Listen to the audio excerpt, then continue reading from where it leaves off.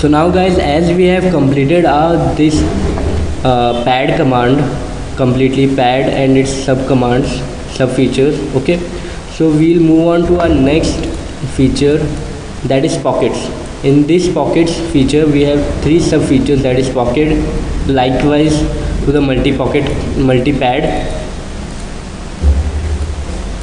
like the pads command. In this way, in this the similarity is between this and this, this and this, and this and this. In this we had padded means we had added material in the direction perpendicular to our sketch, in the direction perpendicular to our sketch. Now in this we'll remove the material in the direction perpendicular to our sketch. We'll see it while we practice it. Okay, so the same these two toolbar perform the same function, but this will add the material and this will remove the material. Okay, so I'll use the same features. Now I'll use some of the figures which we had drawn in our earlier lecture, in the last lecture, and try to do the same features by using pocket. Okay, so now I have drawn some sketch in a, we had drawn some sketches in our last lecture.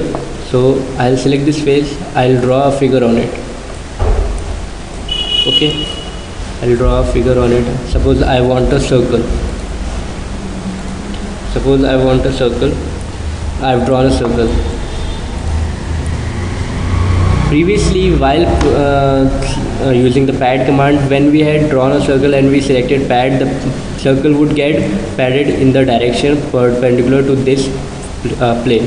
Okay, but in the pocket the same thing would happen, but it would remove the material. So if I click on it, now it is showing me the direction in which it would remove the material in this fashion. Okay, but here there is no materials, so it won't show any difference in the drawing. So for that I have to reverse the direction from here. I'll reverse the direction from here. So I have reversed the direction, and when you click on preview, you can see the same amount of material has been removed from the object. Now here you can specify your dimensions, whether you want the depth to be -18 or something like 40 mm. Okay, so I'll click on preview.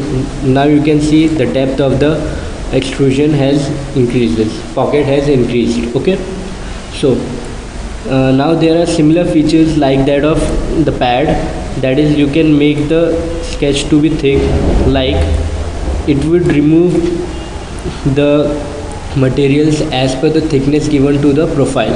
Okay, so now if I mention the outer thickness to be 1 and the inner thickness also to be 1, means you can see that 1 here, 1 here, and you will get a uniform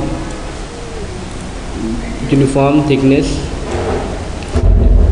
a 2 meter thick cutout section from the outline of the circle. Okay, now we have got here, if you want to extrude, if you want to cut in both the direction, you can use mirrored extend, and as you change the first direction you can also change the likewise the second direction will change it accordingly. Okay, so but instead you want to specify some dimension in the next direction, you can use it from here, that I want to cut the direction up to -19 or -20, then preview, but it won't show much of the difference in the drawing because there is no such solid object over here which it can cut. So you won't be needing this right now. So okay, now I'll just click on it and make it 0. Now as we had done this, we've got certain types for selecting the first limit. I can either give the first limit as a length, okay, or I can select the first limit to be up to next. Suppose up to next, if I select up to next, then whatever is the next plane or face, it would extend up to that. So next phase is this one. So it would extend up to this phase and it will cut throughout this body up to this plane. Or I can select up to last. Suppose there had been a box over here, then it would have cut made pockets on that particular box as well, and it would have made pockets through as well and had gone through. Okay, so this in this way this command is used. And up to plane, you can specify the plane up to which you want to extend. Suppose if I mention suppose I create a plane and move it over here.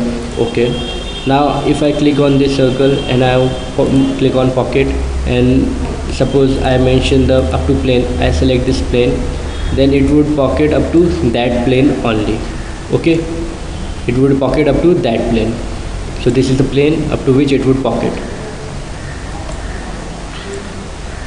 Okay, so for better viewing we can select it, go into Sketcher, and we had already discussed this is sketch plane. I'll click on it. Now you can see that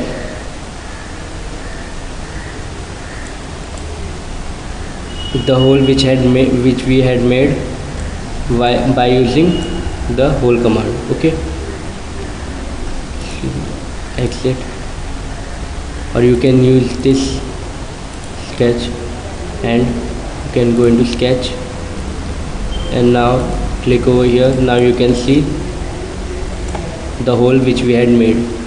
Okay, exit. So in this way you can make a pocket in an object. Okay, so now as we have studied all these, this would come later as we move on to another module, which is the surface modeling, and at that time we can use the surface as a first limit. Okay, so we have done this. We have selected all of these. We have we had a look at each and every one of the parameters over here. So now we have completed our pocket sub feature. Okay,